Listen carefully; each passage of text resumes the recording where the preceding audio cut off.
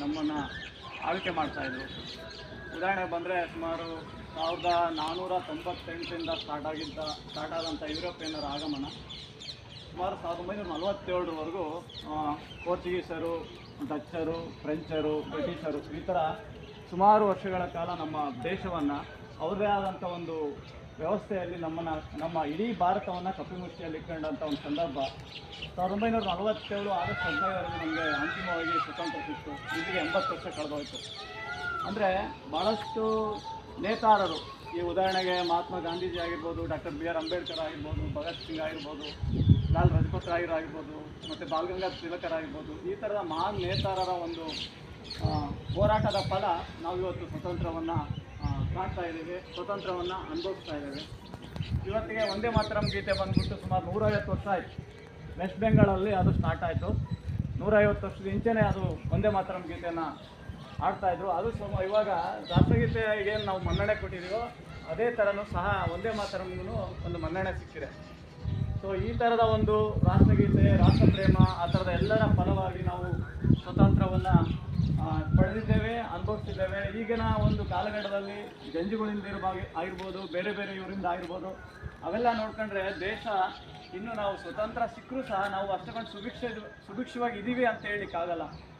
ಬೇರೆ ಬೇರೆ ದೇಶಗಳ ಒಂದು ಉಪಟಳ ಆಗಿರ್ಬೋದು, ಬೇರೆ ಬೇರೆ ಒಂದು ಪಟ್ಟಭದ್ರರ ಒಂದು ಇದರಿಂದ ಆಗಿರ್ಬೋದು, ಆ ಥರದ ಎಲ್ಲ ಒಂದು ಲೆಕ್ಕಗಳೆಲ್ಲ ನೋಡ್ಕೊಂಡ್ರೆ ನಮ್ಮ ದೇಶ ಸ್ವತಂತ್ರ ಸಿಕ್ಕರೂ ಸಹ ಇನ್ನೂ ನಾವು ಅಷ್ಟೊಂದು ಸೇಫಾಗಿಲ್ಲ ಅಂತ ನಾನು ಇವತ್ತು ಈ ಒಂದು 80ನೇ ಸ್ವತಂತ್ರ ದಿನಾಚರಣೆಯನ್ನು ಅವನ ಮಾತನ್ನು ಹೇಳಲಿಕ್ಕೆ ಇಷ್ಟಪಡ್ತೀನಿ. ಅವಕಾಶ ಮಾಡಿಕೊಟ್ಟಂಥ ಎಲ್ಲರಿಗೂ ನಾನು ಧನ್ಯವಾದಗಳನ್ನ ತಿಳಿಸ್ತಾ ನನ್ನ ಮಾತುಗಳನ್ನ ಮುಗಿಸ್ತಾ ಇದ್ದೀನಿ.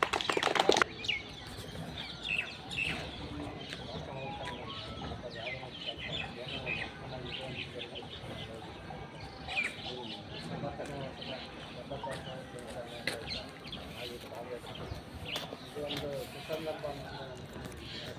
ಯಾಕಂತಂದರೆ ನಾವು 11 ವರ್ಷ ಆಯಿತು, 11 ವರ್ಷ ಆಯಿತು ಪ್ರವಾಸೋದ್ಯಮ ಇಲಾಖೆಗೆ ಬಂದು ಪ್ರವಾಸ ಮಿತ್ರರಾಗಿ.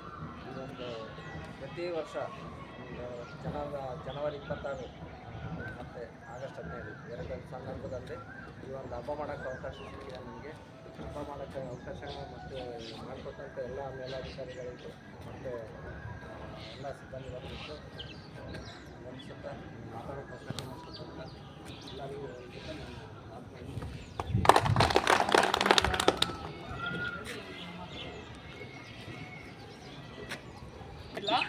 ಎಲ್ಲ ನಮ್ಮ ಸ್ನೇಹಿತರು, ನೀವು ಎಲ್ಲರಿಗೂ ನಿಮಗೆ ಗೊತ್ತಿದೆ ಏನಂದರೆ ದೇಶ ಸ್ವತಂತ್ರ ಆಯಿತು, ದೇಶ ಸ್ವತಂತ್ರ ಏನೆಲ್ಲ ನಾವು ಕಷ್ಟಪಟ್ಟು ಏನೆಲ್ಲ ಆಯಿತು ಅಂತ ಅನ್ನೋ ಒಂದು ಮಾಹಿತಿ ಇದೆ.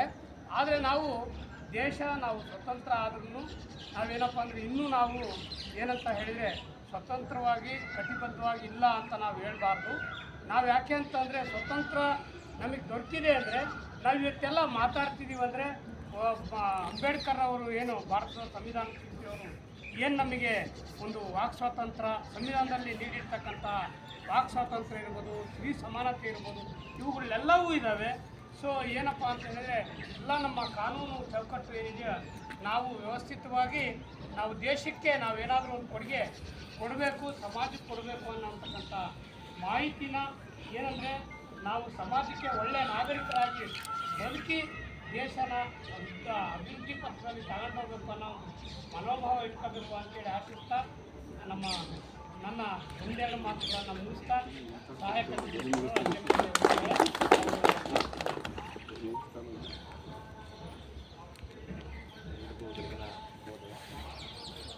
ನಮ್ಮ ಕಚೇರಿಯಲ್ಲಿ 9ನೇ ಸ್ವಾತಂತ್ರ್ಯೋತ್ಸವ ಸಂಭ್ರಮಾಚರಣೆಯನ್ನು ಮಾಡ್ತಾ ಇದ್ದೀವಿ.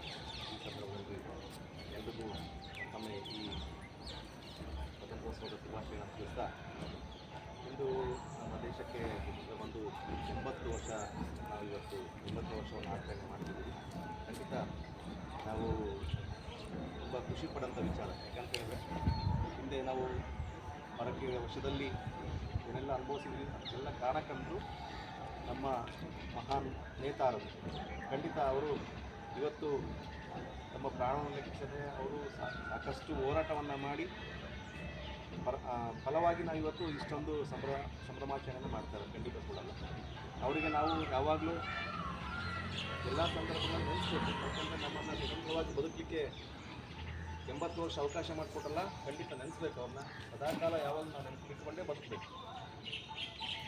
ಏನೇ ಆಗಲಿ, ನಾವು ಇನ್ನೊಬ್ಬರ ಕಪಿ ಮುಷ್ಟಿಯಲ್ಲಿ ಬದುಕೋದು ಕಷ್ಟ, ನಾವು ಸ್ವತಂತ್ರವಾಗಿ ಬದುಕೋದು.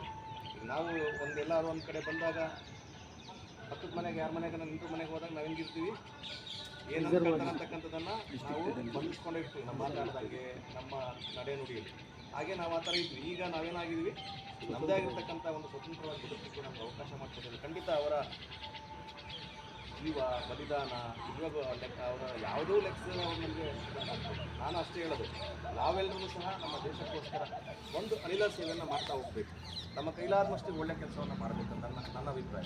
ಯಾಕೆಂದ್ರೆ ನಾವು ಮನುಷ್ಯನಾಗಿ ಈ ಭೂಮಿ ಮೇಲೆ ಸಾಕಷ್ಟು ಜೀವರಾಶಿಗಳಿದ್ದಾವೆ. ಅದರಲ್ಲಿ ಬುದ್ಧಿವಂತ ಪ್ರಾಣಿ ಅಂತಂದರೆ ಮನುಷ್ಯ. ಆ ಮನುಷ್ಯನಾಗಿ ಹುಟ್ಟಿದ ಮೇಲೆ ನಾವು ಏನಾದರೂ ಒಂದು ಒಳ್ಳೆಯ ಕೆಲಸವನ್ನು ಮಾಡಿ ನಾವು ಇರುವಂಥ ದಿನಗಳಲ್ಲಿ ಸಾಯಬೇಕಾಗುತ್ತೆ. ಯಾಕಂತಂದರೆ ನಮ್ಮನ್ನು ಸದ್ದಾಗ ನಾವು ಉಳಿಯೋದೊಂದೇ ನಾವು ಬಿಟ್ಟೋಗಿರ್ತಕ್ಕಂಥ ಉತ್ತಮ ಕೆಲಸಕಾರಗಳು. ಇವತ್ತು ಅವ್ರನ್ನೆಲ್ಲ ನೆನೆಸ್ತಾ ಇದ್ದೀವಿ ನಾವು? ಖಂಡಿತ ಇಲ್ಲ. ಯಾಕಂತಂದರೆ ನನ್ನ ಅಭಿಪ್ರಾಯ ಇಷ್ಟೇ, ನಾವು ಮಾಡ್ತಕ್ಕಂಥ ಇಷ್ಟೇ ಹೇಳ್ಬೋದು, ಅವ್ರು ತಂದು ಕೊಟ್ಟರು ಹಿಂಗೆ ಮಾಡಿದ್ರೆ ಅದೆಲ್ಲ ಓದಿದ್ದೀವಿ, ಎಲ್ಲ ತಿಳ್ಕೊಂಡಿದ್ದೀವಿ, ಹೇಳ್ತೇವೆ ಮಾಡ್ತೀವಿ. ಬಟ್ ಆದರೂ ಸಹ ಮುಂದಿನ ಭವಿಷ್ಯತ್ನಲ್ಲಿ ನಾವು ಏನು ಕೆಲಸ ಮಾಡಬೇಕಂದ್ರೆ ದೇಶಕ್ಕೋಸ್ಕರ ಒಳ್ಳೊಳ್ಳೆ ನಮ್ಮ ಕೈಲಾದ ಮಟ್ಟಿಗೆ ನಾವು ಆಗಲ್ಲ ಅಂತ ಯಾರು ಅನ್ನಂಗಿಲ್ಲ. ಖಂಡಿತ ನಾವೇನು ಬೇಕಾದ್ರೂ ಸಾಧನೆ ಮಾಡ್ಬೋದು. ಮನುಷ್ಯ ನಮ್ಮ ಏನು ಮನಸ್ಸು, ಗುರಿ ಮುಖ್ಯ. ನಾವೇನು ಮಾಡ್ತೇವೆ, ನೀರಸವಾಗಿರ್ತಕ್ಕಂಥ ಅಭಿಪ್ರಾಯವನ್ನು ವ್ಯಕ್ತಪಡಿಸ್ತೇವೆ. ನಮ್ಮ ಒಂದು ವೈಫಲ್ಯಗಳೇ ಕಾರಣ ನಮಗೆ ನಾವು ಹಿಂದೆ ಹೋಗಲಿಕ್ಕೆ. ಖಂಡಿತ ಅವನ್ನೆಲ್ಲ ನಾವು ಬದಿಗೊತ್ತಿ ನಾವು ಯಾವಾಗಲೂ ಪಾಸಿಟಿವ್ ಆಗಿ ಯೋಚನೆ ಮಾಡಬೇಕು, ಪಾಸಿಟಿವ್ ಆಗಿರಬೇಕು. ಖಂಡಿತ ಇವತ್ತೆಲ್ಲ ನಾವು ಒಳ್ಳೆಯದಾಗುತ್ತೆ. ನಾವು ಯಾವುದಾದ್ರು ಒಂದು ಒಳ್ಳೆ ಕೆಲಸ ಮಾಡಿದ್ರೆ ಏನು ಮಾಡ್ತೀವಿ, ಪ್ರತಿಫಲ ಆ ಕ್ಷಣದಲ್ಲಿ ಅಪೇಕ್ಷೆ ಮಾಡ್ತೀವಿ. ಖಂಡಿತ ಸುಳ್ಳಲ್ಲ, ಪ್ರತಿಫಲ ಆ ಕ್ಷಣದಲ್ಲಿ ಅಪೇಕ್ಷೆ ಮಾಡಬಾರ್ದು ಅಂತಾರೆ ನೋಡ್ರಿ. ಯಾವ ಪುಣ್ಯಾತ್ಮನಪ್ಪ ಮಾಡಿದ್ದು, ಯಾರೋ ಏನೋ ಮಾಡಿದ್ದು ಅಂತಾರಲ್ಲ, ಅದು ಸುಳ್ಳಲ್ಲ. ನಾವು ಮಾಡಿರ್ತಕ್ಕಂಥ ಪ್ರತಿಫಲ ನಮಗಾಗಿರ್ಬೋದು, ನಮ್ಮ ಮಕ್ಕಳಿಗಾಗಿರ್ಬೋದು, ನಮ್ಮ ಮೊಮ್ಮಕ್ಕಳಿಗೂ ಯಾರು ಅದು ಒಳ್ಳೆಯದಾಗುತ್ತೆ. ಹಾಗೆ ಆ ಮಹಾತ್ಮರು ಮಾಡಿರ್ತಕ್ಕಂಥ ಕೆಲಸ ಇವತ್ತು 80 ವರ್ಷ ನಾವು 80 ವರ್ಷಕ್ಕೆ ಬಂದಿದ್ದೀವಿ, ಆ ಒಳ್ಳೆಯ ಕೆಲಸ. ಹಾಗೆ ನಾವು ಸಹ ನಮ್ಮ ದೇಶಕ್ಕೋಸ್ಕರ ಒಳ್ಳೊಳ್ಳೆ ಕೆಲಸಗಳನ್ನು ಮಾಡೋಣ, ಒಳ್ಳೆ ಅಭಿಪ್ರಾಯ ಇಟ್ಕೊಂಡು ದುಡಿಯೋಣ ದೇಶಕ್ಕೋಸ್ಕರ. ಖಂಡಿತ ನಾವು ದೇಶಕ್ಕೋಸ್ಕರ ಅಂದರೆ ನಾವು ಈಗೇನು ಮಾಡ್ತಕ್ಕಂಥ ಕರ್ತವ್ಯದಲ್ಲಿ ನಿಷ್ಠೆಯಿಂದ ಚೆನ್ನಾಗಿ ಮಾಡಿದರೆ ಅದು ಒಳ್ಳೆ ಕೆಲಸ ಅಂತ ನನ್ನ ಭಾವನೆ. ಹಾಗಾಗಿ ನಾವೆಲ್ಲರೂ ಸಹ ಇವತ್ತು ಏನು ಇಲಾಖೆ ಸಿಬ್ಬಂದಿ ವರ್ಗದವರು ಎಲ್ಲರೂ ಸೇರಿ ಈ ಕಾರ್ಯಕ್ರಮ ಇಷ್ಟು ಅಚ್ಚುಕಟ್ಟಾಗಿ ನೆರವೇರಿಸೋದಕ್ಕೆ ಎಲ್ಲರಿಗೂ ಸಹ ಮತ್ತೊಮ್ಮೆ ಧನ್ಯವಾದಗಳನ್ನು ಹೇಳ್ತಾ, ಈ ಕಾರ್ಯಕ್ರಮದಲ್ಲಿ ಮಾತಾಡಲಿಕ್ಕೆ ಎಲ್ಲರೂ ಹಾಜರಿದ್ದರು. ಹಾಗೆಯೇ ಈಗ ನಮ್ಮ KSTDCಗೆ ವ್ಯವಸ್ಥಾಪಕರಾಗಿ ಚಂದ್ರಯ್ಯ ಸರ್ ಬಂದಿದ್ದಾರೆ. ಅವರಿಗೆ ನಾನು ಸ್ವಾಗತವನ್ನು ಮಾಡುವ ಮೂಲಕ ಇಲಾಖೆಗೆ ಬಂದಿದ್ದಾರೆ. ನಮ್ಮ ಸಂಸ್ಥೆದಾಗ ಇಟ್ಕೊಳ್ಳೋಣ ನಾವೆಲ್ಲ